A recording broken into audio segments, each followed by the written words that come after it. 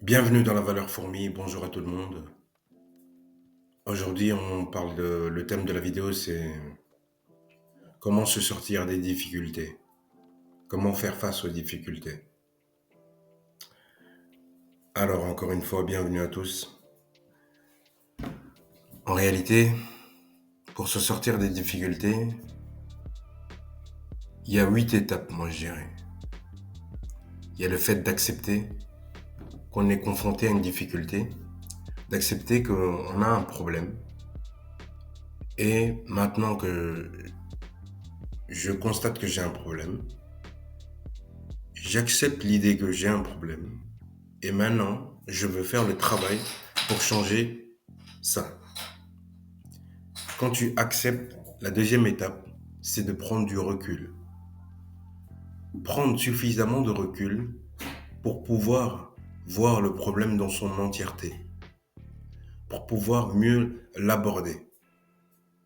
Tu vois, si tu ne prends pas du recul, en fait, tu seras trop face au problème, tu seras limité, ta perception sera limitée. Tandis que si tu prends du recul, tu peux voir le problème dans sa globalité. Et ça aide pour la suite. Ça va t'aider. Parce que quand on a un problème, on est tellement focalisé, on est focus sur ce problème, on a l'impression qu'il n'y a pas de solution. C'est parce qu'on a trop zoomé sur le problème. C'est pour ça que tu ne perçois pas la solution. Tu vois? Après qu'on a accepté, on a pris du recul, on va maintenant se fixer un objectif. Ok, mon problème, un exemple, c'est que je bois beaucoup de café. Si c'est vraiment ça ton problème, bon, tant mieux si tu as ce genre de problème, hein, c'est pas dramatique, mais on est sur YouTube, donc il faut pas dire des choses trop hardcore. Donc, objectif, je bois trop de café, j'en bois, disons, allez, 20 par jour, 20 cafés par jour. C'est un bon niveau, c'est pas mal. Et tu te dis, maintenant, j'ai un problème avec ça, j'arrive plus à dormir la nuit, j'ai des palpitations, tu vois, ça, tout le mal qui en découle. Bref. Et donc, maintenant, tu vas te fixer un objectif. Tous les jours, tu en bois 20 par jour. Eh ben, il faut commencer l'objectif immédiatement. Il faut pas dire, ouais, mais lundi, non, non. Chez nous, il n'y a pas ça. On fait pas ça. Tu as un objectif, c'est maintenant. Il n'y a pas de demain, il n'y a pas d'après-demain. Tout ça, ça n'existe pas. Ce que tu vas faire, c'est que tu vas te dire, dès demain, donc dès maintenant, j'ai bu mes 20 cafés aujourd'hui. Demain, comment je peux faire pour boire 18 cafés? Comment j'établis les choses pour n'en boire que 18 ou même que 19? Commençons par 19. Tu vois, au fur et à mesure des jours, tu vas faire l'avancement, donc l'avancée. Au début, ça va être difficile, tu vois. Difficile parce que ton cerveau, il est habitué, il est formaté, il est même programmé à boire ces 20 cafés. C'est devenu une habitude. Une habitude, c'est un automatisme. Cet automatisme, ça te conditionne à toujours répéter les mêmes actions sans pour autant y réfléchir. C'est là où est le danger. C'est parce que tu répètes les mêmes actions et sans y réfléchir. En fait, tu es en mode robot. Une habitude, ça te sert à te reposer mentalement et que tu sois en mode robot. Un exemple, quand tu es dans tes pensées, que tu es en train de conduire et que tu dis à un moment donné, purée, je suis déjà là, je suis déjà arrivé. Bah ouais, en fait, tu étais en mode automatique. Pourquoi tu étais dans tes pensées? Et toi, ton cerveau subconscient, il a fait le job, il s'est mis en mode automatique. Pendant qu'il t'a laissé dans tes pensées tranquillement, pendant que toi tu conduisais, et tu faisais tout bien nickel, hein. C'est parce que il a appris, tu vois. C'est l'automatisation. Il a été en mode automatique. C'est surprenant. Même moi, des fois, ça m'arrive, mais c'est dangereux, tu vois. Parce que tu ne sais pas ce qui s'est passé sur le chemin. Mais bon, rien de grave. Je l'espère pour vous. Mais rien de dramatique. Mais il faut aussi savoir que, ouais, tu étais en mode automatique et c'est pourquoi ça, en fait. Et donc, dans nos habitudes, les bonnes ou les mauvaises, dans nos bonnes habitudes et les mauvaises, surtout dans les mauvaises, elles nous conditionnent de manière négative à répéter de manière constante les mêmes actions. Mais c'est justement ces actions que l'on répète qui nous empêchent d'atteindre les niveaux qu'on veut atteindre. Voilà le problème. Parce que les bonnes actions ont toujours de bonnes répercussions, mais les mauvaises ont toujours des mauvaises répercussions. Et nous, on veut éviter les mauvaises répercussions. Tu vois? C'est ça le truc. Maintenant que tu t'es fixé un objectif, donc on va récapituler, accepter, prendre du recul, fixer un objectif. Et maintenant, on va développer la résilience. La résilience. Ok, la résilience, c'est quoi? De mon point de vue, la résilience, c'est je me suis fixé tel objectif, je ne l'ai pas atteint aujourd'hui, je, je m'en veux un peu, mais je dis, c'est pas grave, demain ça ira mieux. Demain ça ira mieux. Tu as dit que tu allais arrêter de fumer aujourd'hui et tu as quand même fumé une cigarette, c'est pas grave. Accepte l'idée, accepte la chose et profite de cette cigarette puisque tu l'as fumée. Accepte ça et dis-toi que demain, ça va aller mieux. C'est-à-dire que demain, je sais pourquoi j'ai échoué aujourd'hui, mais demain, ça ira mieux. Pourquoi? Parce que je sais là où j'ai échoué. Et comme je le sais, c'est plus une surprise, ça va plus me surprendre, tu vois. Je le sais, tu connais le lieu, tu connais le moment, à quel moment ça vient, à quel moment les envies viennent, à quel moment mon désir, mes pulsions se réveillent et se révèlent incontrôlables. Tu vois, tous ces moments-là, ça va te permettre de travailler sur tes addictions. Tu vois, que ce soit... non, bref, on va pas citer, on est sur YouTube encore une fois. Donc maintenant, tu développes ta résilience. Alors, tu vas devoir t'appuyer sur les réseaux, donc ton entourage. Tu trouves un ami ou un membre de ta famille avec lequel tu peux avoir cette discussion de manière franche et profonde, de sorte à lui confier que, en fait, en réalité, moi j'ai un problème et j'ai besoin d'un soutien. J'ai besoin que tu me dises, tu me téléphones pour me dire, il ne faut pas hésiter à dire aux gens ce que tu désires d'eux. Qu'est-ce que tu attends d'eux? Qu'est-ce que tu attends des gens?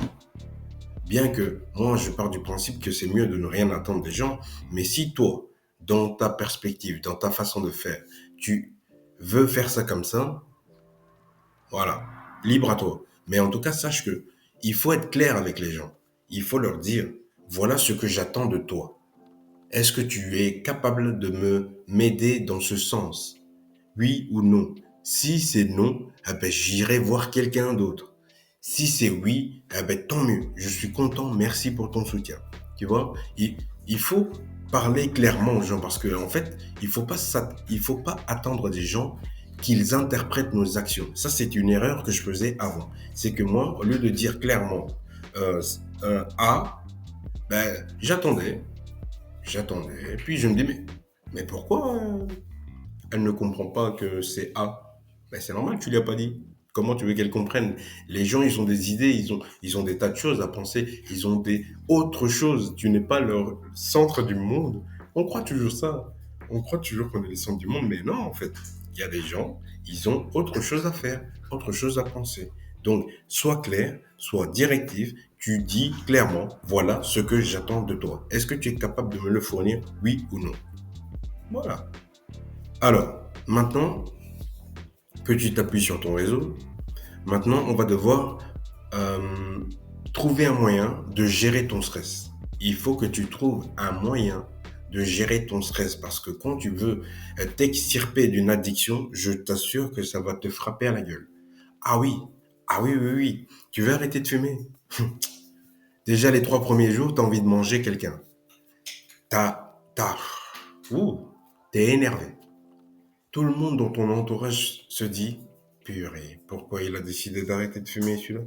Parce qu'en fait, il y a une énergie bouillante. Mais la bonne nouvelle, c'est que tu peux la canaliser. Si tu arrives à faire ce travail de canaliser, de rediriger cette énergie qui veut prendre le contrôle sur toi, si tu arrives à prendre le contrôle sur cette énergie, dis-toi une chose, c'est que tu as déjà gagné 75% du combat. Tu as déjà gagné. Parce que tu as redirigé cette énergie. En fait, c'est à cause de cette énergie que tu replonges à chaque fois. Tu vois, par exemple, quand le désir sexuel vient, à cause de cette énergie, tu vois, tu peux replonger. À cause de cette énergie, si tu es addict au sexe, par exemple, tu auras envie de replonger parce que c'est incontrôlable. Tandis que si tu as le recul nécessaire, si tu t'es fixé les objectifs et que tu t'appuies sur ton réseau et que tu as accepté l'idée que tu as un problème, quand ce désir va venir, tu sais déjà que tu as un problème. Maintenant, tu sais le chemin à suivre. Maintenant, tu sais que tu dois prendre du recul. Maintenant, tu sais que tu t'es fixé un objectif. Maintenant, tu sais que tu as développé ta résilience. Maintenant, tu sais que tu peux t'appuyer sur ton entourage.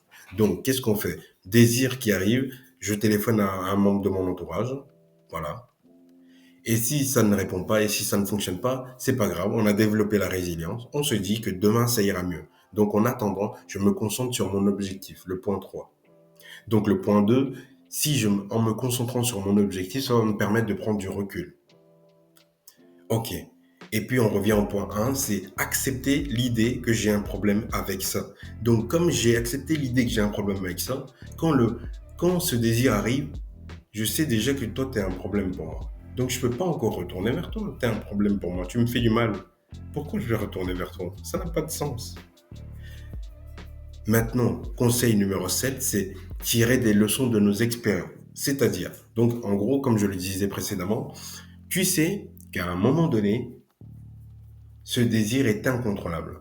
À un moment donné, ce désir est tellement fort que tu sais plus le contrôler. C'est limite, c'est lui qui va te dire, va faire ça, et tu vas le faire. Va faire ça, et tu vas le faire. Parce que, en fait, c'est une pulsion.